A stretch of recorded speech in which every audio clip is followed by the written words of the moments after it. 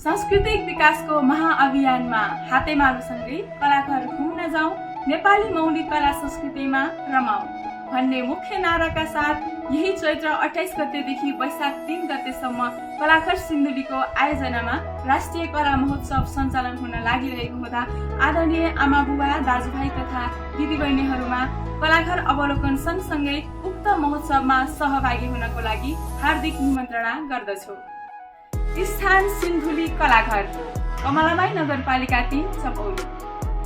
सिन्धुली कलाघरको आयोजनामा रहेको राष्ट्रिय कला महोत्सव अन्य महोत्सव भन्दा फरक र पृथक छ, किनभने महोत्सवका आकर्षकहरू विभिन्न जात जाति विशेष झाँकीहरू प्रदर्शन र झाँकीमा सहभागी हुन पाइनेछ।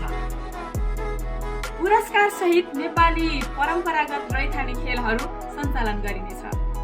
मौलिक खानेकुराहरूको प्रदर्शनसँगै व्यापार गरिनेछ। नेपालमा उत्पादित विभिन्न कलाकृति र कृषि सामग्रीको प्रदर्शन रहनेछ।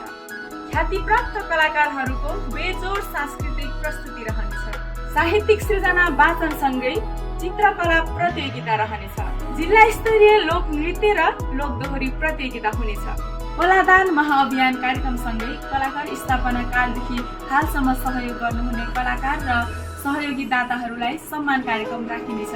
त्यसैले उक्त महोत्सवमा तपाईहरूको सहभागिता त छँदैछ, सहकार्य र समन्वयको पनि भूमिका रहनेछ भन्ने अपेक्षाका साथ उक्त महोत्सव सफल पार्नको लागि सबैजनाले हातेमालो गरौँ। जय कला, जय राष्ट्र।